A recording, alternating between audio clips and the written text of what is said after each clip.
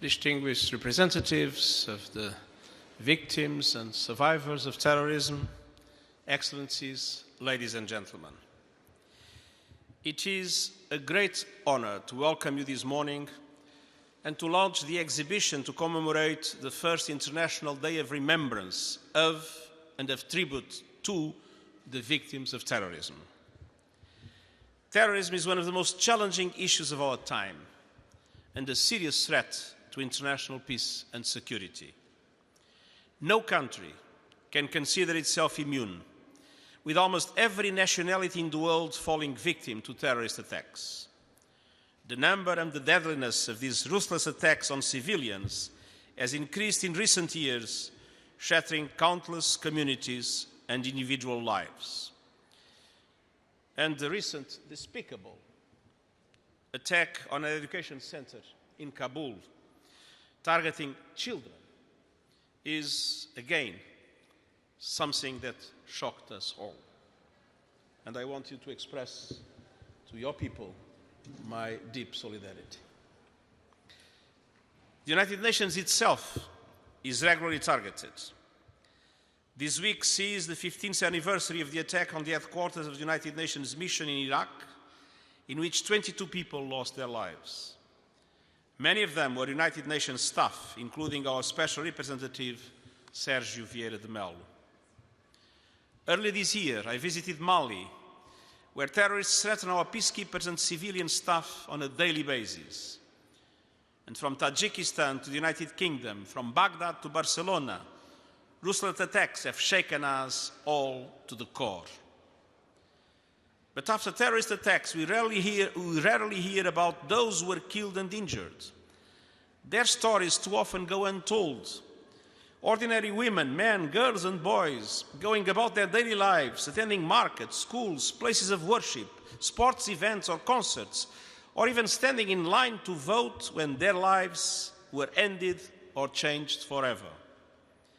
And we rarely hear about their surviving families, friends and communities who must learn to live with the burden of terrorism for their entire lives. We rarely hear these stories. We hear numbers, and we move on. It is time to stop and to listen to the victims and survivors of terrorism. It's time to raise up their voices and recognize the impact terrorism has on their lives. We need to support victims and provide them with long-term assistance, including financial, legal, medical, and psychosocial support. Supporting victims and their families is a moral imperative based on promoting, protecting, and respecting their human rights.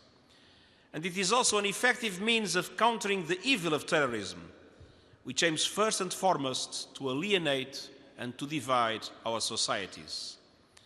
To support victims and to listen to their voices is a meaningful way for us to prove that we care and to negate the terrorist negative.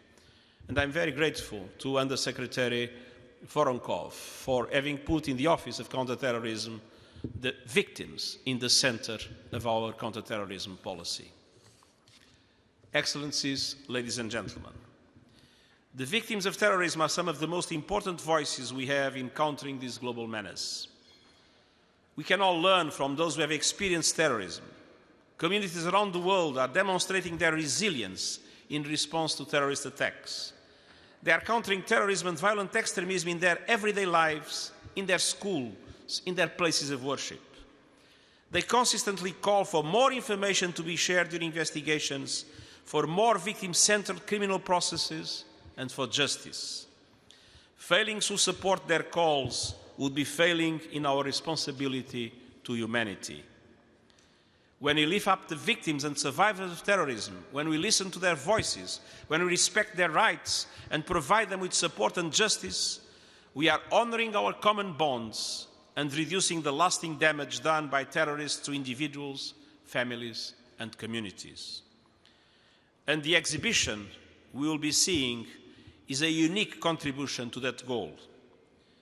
For the first time, we have gathered in one place the testimonials of individuals whose lives have been affected by terrorism, to hear firsthand how this has impacted their lives and what they have achieved.